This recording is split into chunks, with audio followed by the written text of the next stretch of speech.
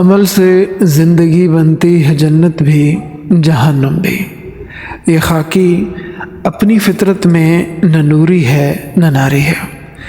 عزیزان من، انسان بذات خود اپنی کامیابی یا ناکامی کا بندوبست نہیں کرتا، بلکہ اس کے اعمال کرتے ہیں۔ بڑے فرماتے ہیں کہ انسانی زندگی کا ہر گزرتا پل یا تو اسے کامیاب کر رہا ہے یا پھر اسے ناکام کر رہا ہے، یا تو وہ اس کو جنت کے قریب لے جا رہا ہے یا پھر اس کو جہنم کے قریب لے جا رہا ہے۔ اور عمل سے بھی زیادہ اگر کسی چیز کا دخل ہے انسان کی کامیابی اور ناکامی کے اندر تو وہ ہے انسان کی انٹینشن، انسان کی نیت، انسان کا ارادہ۔ یہ نیت، انٹینشن یا ارادہ یہ بھی دراصل ایک عمل ہے، مگر یہ عمل ہمارے بدن کا نہیں ہے، ہمارے جسم، ہمارے وجود کا نہیں ہے، یہ عمل ہے دل کا۔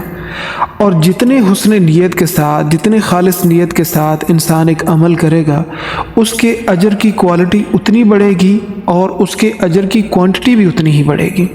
ایک انسان ایک نیکی کرتا ہے اور وہ ایک ایوریج سی نیت کے ساتھ اس نیکی کو کرتا ہے، ایک اچھے کام کو سر انجام دیتا ہے، تو اس کو ایک نیکی کا ایک ہی اجر ملے گا۔ اور ایک شخص اس سے بہتر نیت کے ساتھ اسی نیکی کو سر انجام دیتا ہے تو اس کو 10 گنا اجر ملے گا۔ من جاء بالحسنۃ فلہ عشر امثالها، جو بھی ایک نیکی لے کر اللہ رب العالمین کی بارگاہ میں آئے گا، اللہ رب العالمین اس کے اجر کو بڑھا کر 10 گنا کر دیتے ہیں۔ ایک اور شخص ہے جو وہی نیکی کر کے بہتر نیت کے ساتھ اللہ تعالیٰ کے ہاں بھیجتا ہے، اس کو 70 گنا۔ ایک اور شخص جس کی نیت اس سے بھی بہتر ہے، اس کو 700 گنا۔ اور ایک اور شخص ہے جس کی نیت ان سب سے بہتر ہے، اسی عمل کے ساتھ اللہ تعالیٰ کے ہاں پہنچتا ہے تو اس کو بے حساب اللہ رب العالمین اجر و ثواب عطا فرماتے ہیں۔ بڑے فرماتے ہیں کہ نیت کے ساتھ کیا گیا عمل عبادت بنتا ہے اور بغیر نیت کے ساتھ کیا گیا عمل جو ہے وہ عادت بنتا ہے۔ ہم اپنی روزمرہ روٹین کے اندر جتنے بھی جائز امور سر انجام دیتے ہیں، ان میں سے بہت سارے ایسے ہیں جو ہم بغیر نیت کے سر انجام دے رہے ہیں، ان کے اوپر ہمیں کوئی اجر و ثواب نہیں ملے گا۔ بڑے فرماتے ہیں کہ وہ ردی کی ٹوکری کے اندر ڈال دیے جائیں گے اور ہمارے حصے میں محض مشقت آئے گی۔ اپنے ارادوں کو، اپنی نیتوں کو اللہ تعالیٰ کی رضا کے لیے، اللہ تعالیٰ سے اجر کی امید کے ساتھ اس کام کو کرنا شروع کریں گے تو اللہ رب العالمین اس جائز امر کو سر انجام دینے پر بھی ہمیں اجر اور ثواب عطا فرمائیں گے۔ مثال کے طور پر ایک شخص کھانا کھاتا ہے، ایک جائز امر ہے اور روزانہ کی بنیاد پر ہم سر انجام دیتے ہیں، ہمارے جسم کی ضرورت ہے۔ ہم اگر اس کے اوپر نیت کر لیتے ہیں کہ میں یہ کھانا اس لیے کھا رہا ہوں کہ اللہ رب العالمین اس کی بدولت میرے جسم کو توانائی عطا فرمائیں گے، اور جتنے احکام و فرائض اللہ رب العالمین نے میرے ذمہ رکھے ہیں، چاہے وہ حقوق اللہ کی شکل میں ہیں یا حقوق العباد کی شکل میں ہیں، ان کو سر انجام دینے میں یہ طاقت اور توانائی جو اس کھانے سے حاصل ہوگی، اس سے میں بہتر طریقے سے پرفارم کر سکوں گا، تو یہ عمل بھی عبادت بن جائے گا۔ اسی طرح سونا ہے، اس پہ بھی اگر انسان اسی طرح کی نیت کر لیتا ہے تو اس کا سونا بھی عبادت بن جائے گا۔ ایک بزرگ سے ایک غیر مسلم ملا تو اس نے پوچھا کہ آپ لوگ کتنی دیر عبادت کرتے ہیں، آپ مسلمان کتنی دیر عبادت کرتے ہیں؟ تو انہوں نے خوبصورت جواب دیا، فرمایا ہم تو 24 گھنٹے عبادت کرتے ہیں۔ تو انہوں نے کہا یہ کیسے ممکن ہے؟ اتنے سارے تو کام ہوتے ہیں، جیسے کھانا کھانا، کھانا بنانا، اس کے لیے راشن فراہم کرنا، تجارت ہے، معاشرت ہے، لوگوں سے ملنا ملانا ہے، غم خوشیاں، سبھی کچھ تو ہے، آپ لوگ بھی یہ سب کچھ کرتے ہیں، تو پھر 24 گھنٹے عبادت کیسے؟ انہوں نے کہا میرے پیارے، بات دراصل یہ ہے، ہمیں جس وقت جو کام بھی درپیش ہوتا ہے، ہم سب سے پہلے دیکھتے ہیں کہ اس کام کو کرنے کے لیے اللہ تعالیٰ کا حکم کیا ہے۔ اگر تو اس کام کو کرنے کا اللہ تعالیٰ نے حکم دیا ہے تو ہم کرتے ہیں، ورنہ نہیں کرتے۔ اور اگر اللہ رب العالمین نے حکم دیا ہے تو پھر اس کے لیے نبی صلی اللہ تعالیٰ علیہ وآلہ وسلم کا طریقہ بھی موجود ہوگا، تو ہم اس کام کو نبی صلی اللہ تعالیٰ علیہ وآلہ وسلم کے بتائے ہوئے، عمل کیے ہوئے طریقے کے مطابق کر لیتے ہیں۔ اب ہمارا وہ عمل ہمارے لیے عبادت بن جاتا ہے، کیونکہ وہ نبی صلی اللہ تعالیٰ علیہ وسلم کے طریقے اور اللہ رب العالمین کے حکم کے عین مطابق سر انجام پاتا ہے۔ ہماری شادیاں بھی ایسی ہوتی ہیں، ہماری غمیاں بھی ایسی ہوتی ہیں، ہماری تجارت بھی ایسی ہوتی ہے، معاشرت بھی ایسی ہوتی ہے، ہمارے گھر کی، بار کی، ہر طرح کی زندگی اور اس کے تمام امور اور تمام معاملات اسی طرح انجام پاتے ہیں جس طرح اللہ تعالیٰ کی منشا ہے، جس طرح نبی صلی اللہ تعالیٰ علیہ وآلہ وسلم کا طریقہ ہے۔ تو نیت اس چیز کو ڈیفائن کرے گی کہ ہمارا نیک عمل وہ ہمیں کامیاب کرتا ہے یا نیک عمل بھی ہمیں ناکام کرتا ہے۔ اللہ رب العالمین کے سامنے 3 لوگوں کو پیش کیا جائے گا، جس میں سے ایک عالم ہوگا اور وہ کہے گا رب العالمین تو نے مجھے علم کی دولت عطا فرمائی، میں نے الہ کلمۃ اللہ کی سر بلندی کے لیے دن رات کوشش کی اور لوگوں تک تیرا پیغام پہنچائے گا۔ اللہ رب العالمین ارشاد فرمائیں گے کہ میں نیتوں کا حال بہتر جانتا ہوں، تم نے اس لیے نہیں علم پہنچایا بلکہ تم نے اس لیے علم پہنچایا کہ تم ایک بڑے عالم کہلاؤ،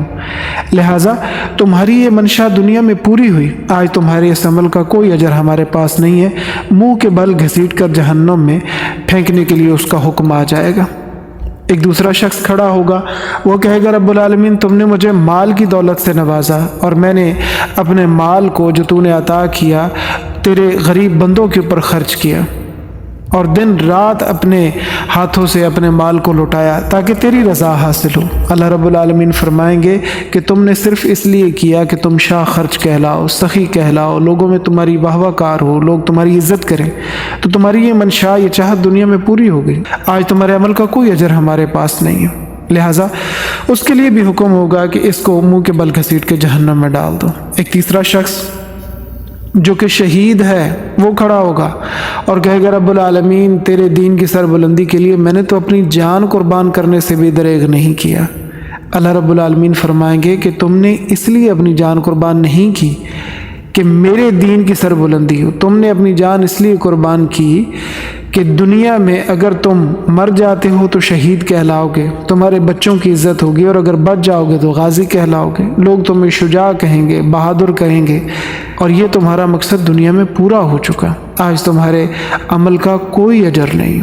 اس کے لیے بھی حکم ہوگا کہ اس کو منہ کے بل گھسیٹ کر جہنم میں ڈال دیا جائے۔ اور نیت اس چیز کا بھی فیصلہ کرتی ہے کہ انسان کو کتنا اجر ملے گا۔ ایک شخص خالص نیت کے ساتھ اللہ تعالیٰ کی رضا پانے کے لیے کھجور کا ٹکڑا اللہ تعالیٰ کے راستے میں خرچ کرتا ہے، اللہ رب العالمین اس کی نیکی کی پرورش کرتے ہیں اور اسے بڑھا چڑھا کر اود پہاڑ جتنا ثواب دیتے ہیں۔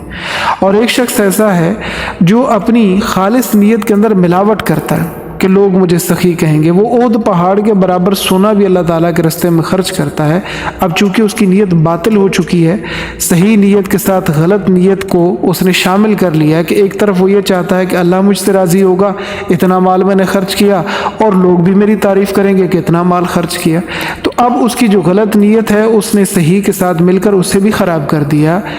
اب اس کا یہ عمل اللہ تعالیٰ کے ہاں بیکار جائے گا۔ اللہ رب العالمین اس نیت کے بگاڑ کے اوپر اس کے اس اچھے عمل کو بھی، کیونکہ مال سے تو وہ محروم ہو گیا کیونکہ اس نے خرچ کر دیا، اس عمل کے بدلے میں اللہ تعالیٰ اسے اجر و ثواب تو کیا دیں گے، الٹا اس نیت کی بدولت اس کو پکڑیں گے اور سزا دیں گے۔ لہٰذا میرے پیاروں، سب سے پہلے ضروری ہے کہ جب بھی ہم کوئی کام کرنے لگیں، مثلا ہم علم دین حاصل کرنا شروع کرتے ہیں، تو ہم سب سے پہلے اپنی نیت کی تلاشی لیں کہ ہم یہ کیوں سیکھ رہے ہیں۔ کیا ہم یہ چاہتے ہیں کہ دنیا کے اوپر ہمارے علم کا روب پڑے، ہم لوگوں میں بیٹھ کر بہترین طریقے سے دلائل کے ساتھ بحث کر سکیں، ہمارے علم کی دھاک بیٹھ جائے، یا ہم اس لیے سیکھ رہے ہیں کہ مجھے پتہ تو چلے کہ اللہ رب العالمین نے مجھے اس دنیا میں کیوں بھیجا ہے، اس دنیا کو بنانے کا مقصد کیا ہے، مجھے یہاں بھیجنے کا کیا مقصد ہے، لوگ جو مر جاتے ہیں کہاں جاتے ہیں، مرنے کے بعد کیا ہوتا ہے،